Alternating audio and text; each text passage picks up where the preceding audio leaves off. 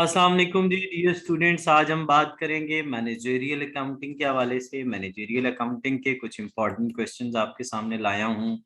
अच्छा जी, इसमें आप जानते हैं कि हम हेल्प करते हैं आपको एलएमएस एक्टिविटीज़ में भी और इसमें भी। तो अगर आपको हेल्प चाहिए हो तो आप ज़रूर हमें रब्ता कर सकते हैं। और इसके अलावा अगर आप सेशन हमारे साथ बुक करना चाह रहे हैं जिसमें हम मैक्सिमम आपको सिलेबस कवर करवाएंगे तो वो ज़रूर बुक करें। इंशाल्लाह हम आप मैक्सिमम हेल्प करेंगे।